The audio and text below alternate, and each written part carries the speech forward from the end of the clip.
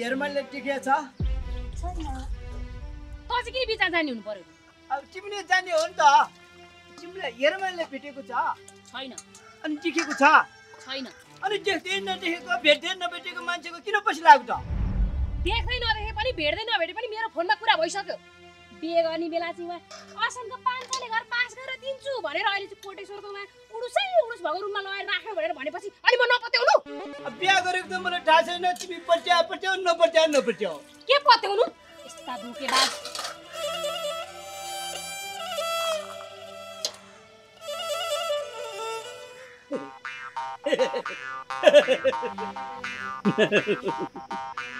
ल तपाईँ के हाँसिरहनु भएको उहाँ दिदी रिसाएर गइरहेछ अब मलाई तिमी मन परेको छ तिमी खुसी भइगयो नि त्यो देउती रिसाउ खुसाउ दछु मतलब साँच्ची तपाईँ घरमा बुढी रहेछ भने त दिदी मात्र होइन म पनि रिसाउँछु हेर तिमी रिसायो भने यो बेमानको मन त छिया हुन्छ हेर न जता पनि ठिक्क पारेको अब तिमीतिर मात्र ठिक्क हो क्या पानी हालिदियो पर्दैन हालिदिन्छ अबेमान तिमी खुरुक्क हिँड त तिम्रो भान्जीसँग नम्बर छ त्यो कोटेश्वरमा कोठा खोजेर राखेको तिम्रो बुढी हो कि हैन त अहिले म पत्ता लगाउँछु हिँड कति हटार गरेको भोलि पर्सि फुर्सदमा जाउला नि कस्तो भोलि पर्सि आजै फोन लाएर म पत्ता लगाउँछु हिँड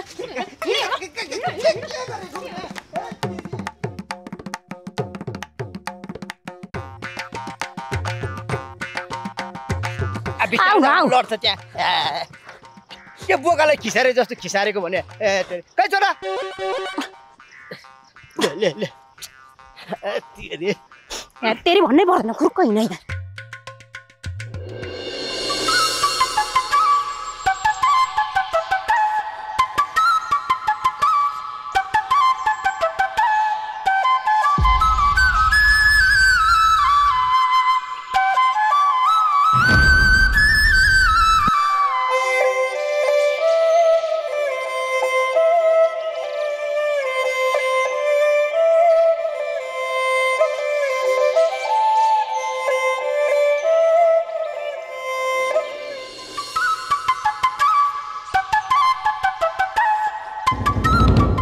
अघिसम्म घरमा टोलाएर बसिरहेको अहिले फेरि भाले बोकेर लखर हिँडेछ कहाँबाट ल्याएछ भाले पातलेगामा कसैले पैसा पत्याएनन् अब मित लगाइरहेको थियो तै मित बाउले यसो पैसा हालिदिन्छन् कि भनेर गएको अहिले मसँग त पैसा छैन मित छोरो अब हुन्छ भने यो भाले लगाएर काम चलाउँदै गर्नु भनेर भालेको पठाए यस्ता ताले घर किनिन्छ चिट्ठा पर्यो भने किनिन्छ हाम्रो बेन हुनुको मुख्य कारण त तै होस् के भगाएर लाने मुसा पछाडि बिराएर लास त पछि लागि आउने तेरो काका अनि भेटेपछि फस्लाङ पार फकाएपछि मख पर आउने त अनि बिहा नहुनुको कारण चाहिँ म तँसँग पनि एउटा घर हुन्थ्यो भने काकाले बिहा गरिदिन्छु भनेको थिएन मुखाले त भनिहाल्छ नि पैसो लाग्ने होइन त्यस्तो मन रहेछ हुने खानी रहेछ नि त लु छोरी चाहिँको लागि भनेर एउटा घर दिँदा पनि त हुन्थ्यो नि पाप लाग्थ्यो लाग्दैन थियो नि अम्मा तैँले पनि अहिले आएर दाइजो मागिस् होइन यसलाई दाइजो मागेको भन्दैनन् अप्ठ्यारा छोरी ज्वाइँलाई सघाएको भन्छन् पढाएर हुर्काएर बढाएर यत्रो भएको छोरी पनि दिनु अनि तँलाई घर पनि दिनु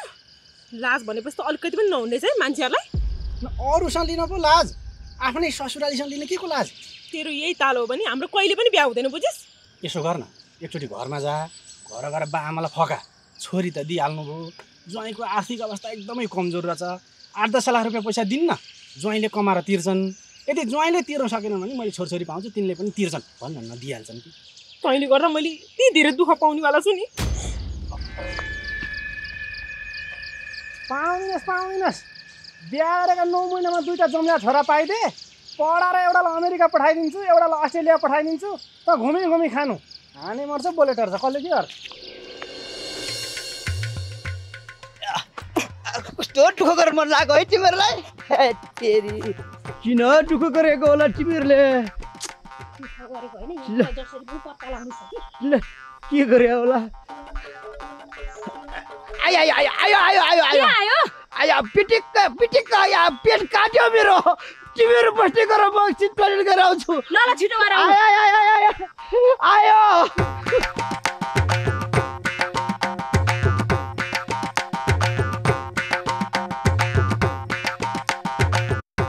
कति बेर लाउने हो अब?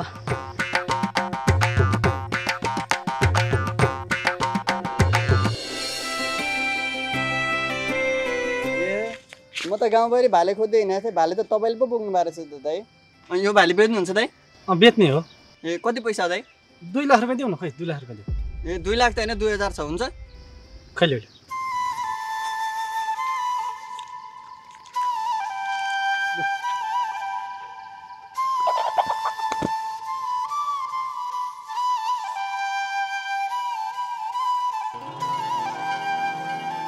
सयजना जति मित लाउन पाए भएदेखि त सबैकाबाट एउटा एउटा भाले ल्याएर बेच्दाखेरि त 2 लाख रुपियाँ पैसा त उठिहाल्थ्यो। के गर्नु मित एउटा मात्रै पर्यो।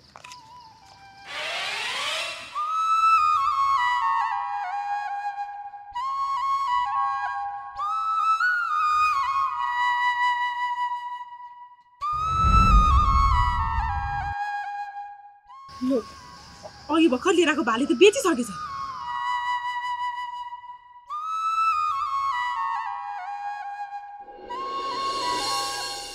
ल मलाई अरू कुरा थाहा छैन जसरी हुन्छ आज दिनभरिको लागि हेरमायाको मोबाइल अफ हुनु पर्यो है त्यति काम गरिदिनु पर्यो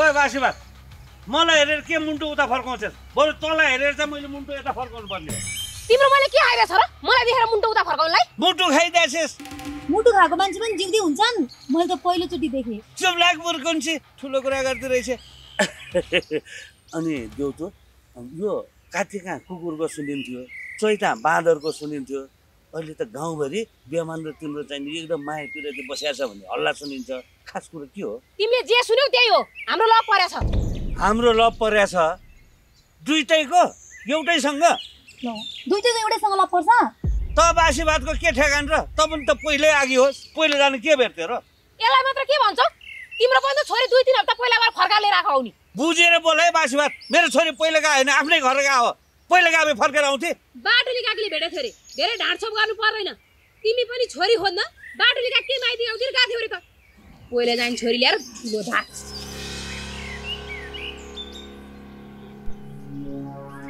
तिमी स्वयंमा आफ्नो गल्ती भएको कुरा गरेपछि मुन्टो यस्तो गरेर निगाएर हिँड्छ बासी भात अनि यो बेमानले चाहिँ कति बेर लाग्यो भने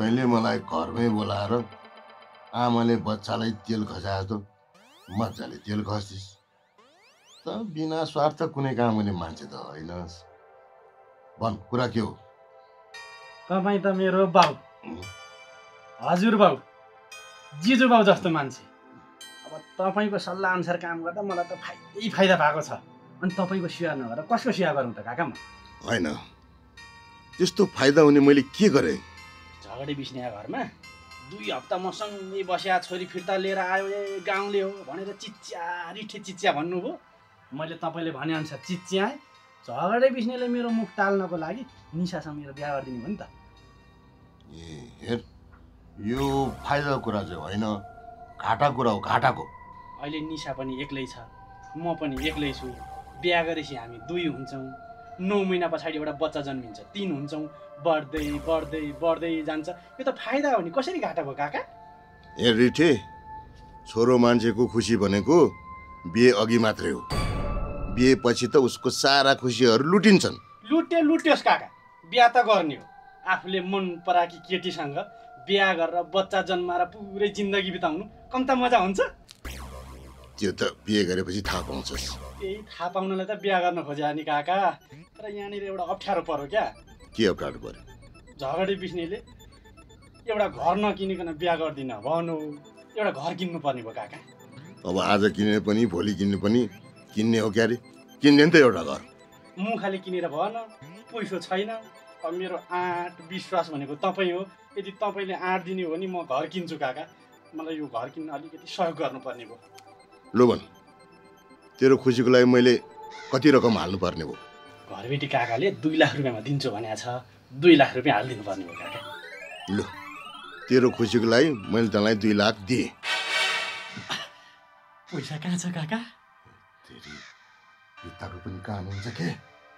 मेरा घरको भित्तामा कान छैन क्या? भन्नु न कहाँ छ पैसा? बागमती बुहारीले देखियो भने पैसा माग्छ।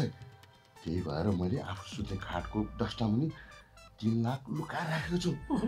2 लाख घर किन्नलाई, 1 लाख बिहाको लागि। ल, बिहाको तयारी गर। बिहाको तयारी होइन क्या काका, बिहा गर्नुभन्दा अगाडि घर किन्नु पर्ने भयो।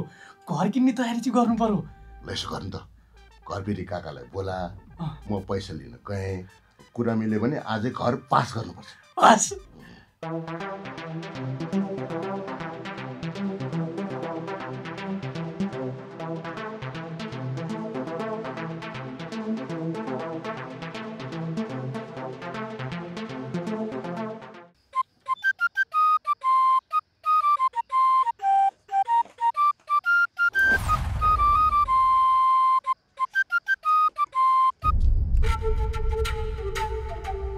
ओए, कहाँ जान लागिस् त?